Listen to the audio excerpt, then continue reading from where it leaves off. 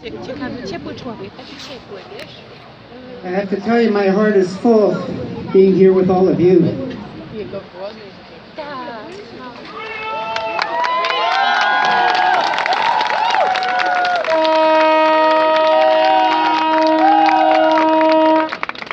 You know, this has been a really tough 2 years. But I think the hardest part is not the COVID. The hard part is not that we've lost family and friends, but that we've discovered how corrupt this country has gotten.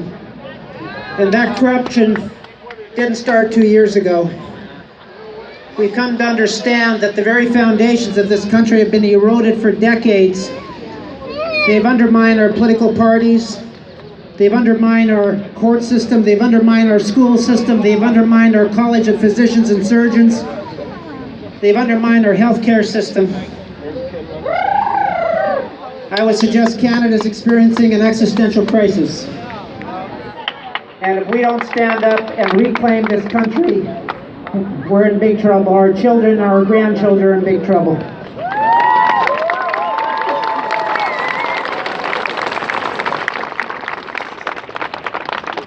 The other hard part is recognizing that this country has come apart on our watch. And so I have to look at myself and say, how have I been responsible for this country getting to this place? And what I realize is I have not taken full responsibility for creating democracy in this country. I thought we had good government, and I thought all I had to do was vote every 4 years. I thought we had an independent media. I thought we had a good education system. I thought we had a good health system, and we don't. I never even read the Charter of Rights and Freedoms until this past year when I started having conversations with the Honourable Brian Peckford.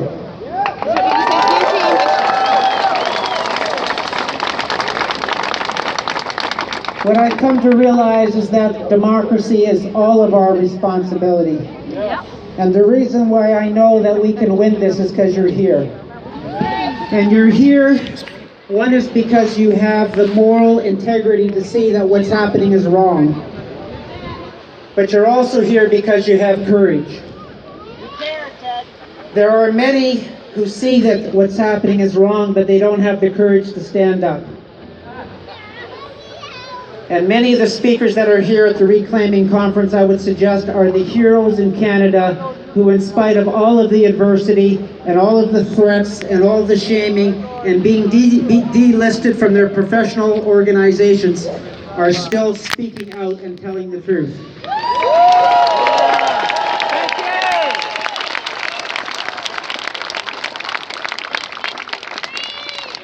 I learned something really important from Brian Peckford this year. I had a beautiful conversation with him a couple of months ago, and he said something that really resonated deeply with me.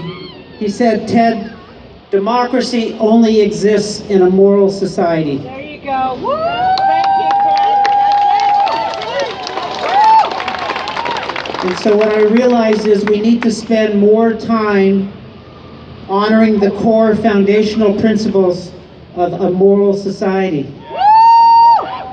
You know, I look at the Charter of Rights and Freedoms and people have all kinds of judgment about it, and I suggest you're looking at it with the wrong lens.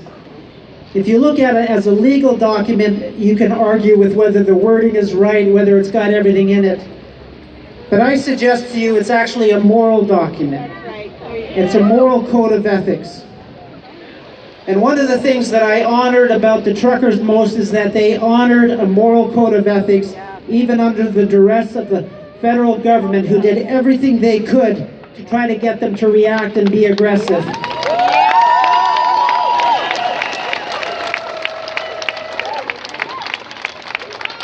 You know, Trudeau had a call for that state of emergency because the truckers standing in peaceful, loving resistance to the government was more than he could manage. He can't defeat that.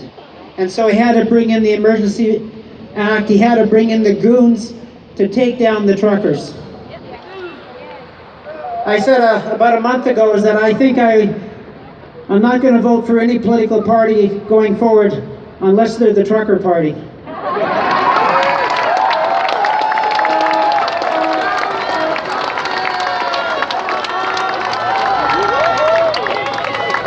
But I have to tell you, after listening to Roman Baber this morning and hearing his words again now, it gives me hope that we can reclaim this country through the political lens, through the political platform.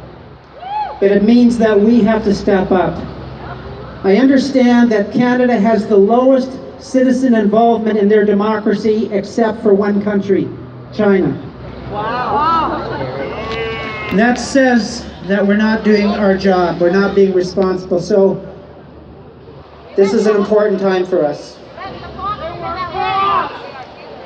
You know, I listened to O Canada this morning, and I've probably sung it thousands of times since I was a child. And I only now recognize what it means to stand on guard for thee. Yeah. Thank you all.